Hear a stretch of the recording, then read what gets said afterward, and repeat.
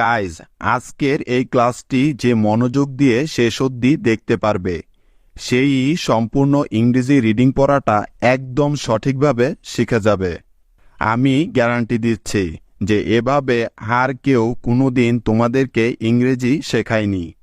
এখন তাহলে চলো ও ভাওয়ালটি দীর্ঘ উ বা দীর্ঘ উকার হওয়ার নিয়মটি শিখে নেওয়া যাক।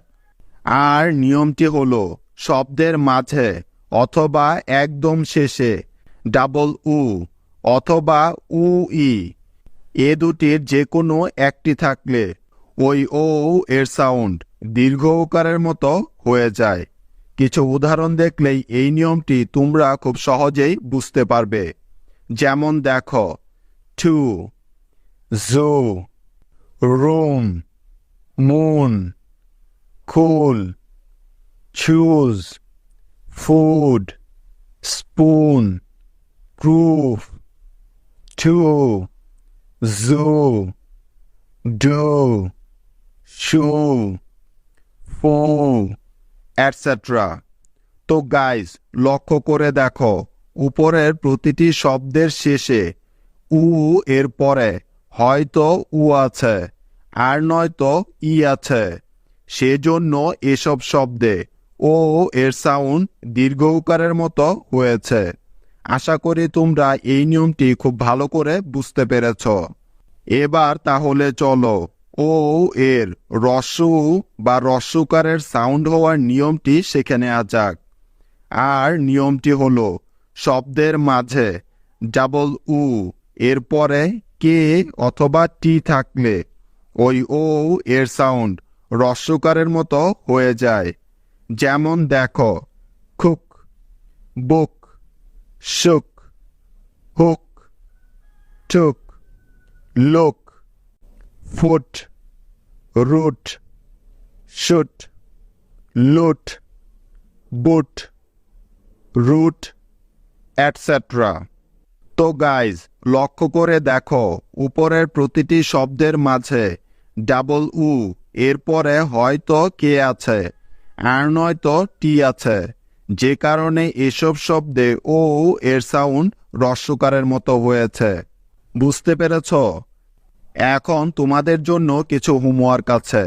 যেমন তোমাদের আজকের প্রথম হোমওয়ার্কটি হলো বি ডাবল ও কে।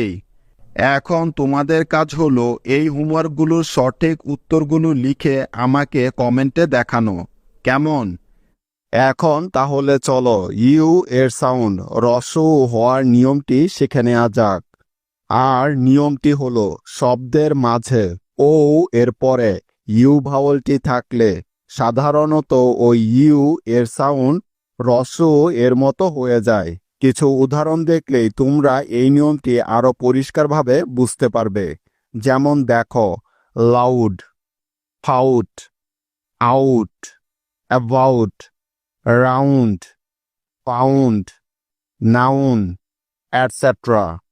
তো গাইজ, লক্ষ্য করে দেখো উপরের প্রতিটি শব্দের মাঝে ও এর পরে ইউ আছে, যার জন্য এসব শব্দে ইউ এর সাউন্ড হ্রস্ব উকার এর মতো হয়ে গেছে এবং তার আগের ও এর সাউন্ড আকার হয়ে গেছে।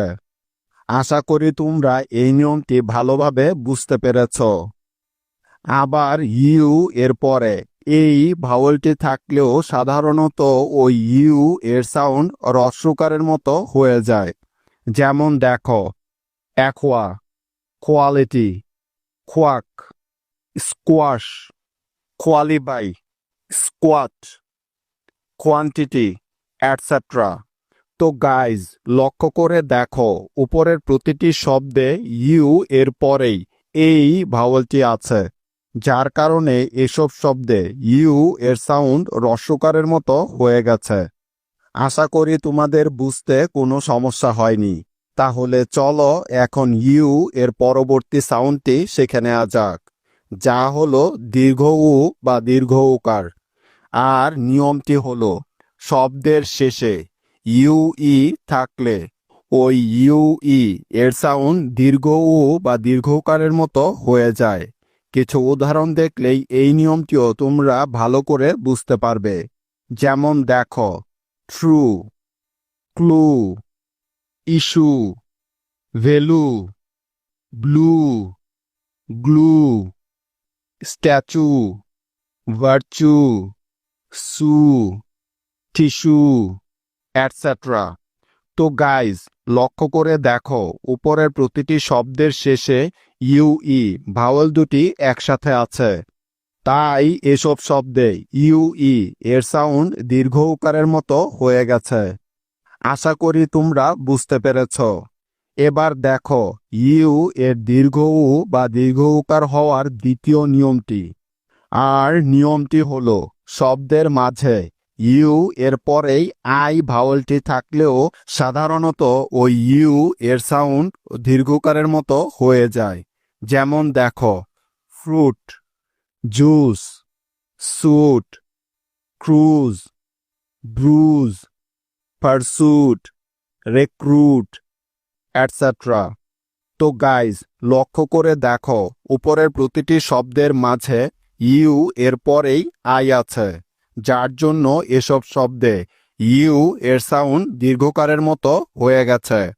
আশা করি তোমাদের বুঝতে কোনো সমস্যা হয়নি। এখন তোমাদের কাজ হলো এই হোমওয়ার্কগুলো কমপ্লিট করে আমাকে কমেন্টে দেখানো। কেমন? গাইজ, ভিডিওটি অবশ্যই লাইক করে শেয়ার করে দিতে ভুল করো না। দেখা হচ্ছে খুব শীঘ্রই নতুন আরও একটি ক্লাসে। সে পর্যন্ত টেক কেয়ার, বাই।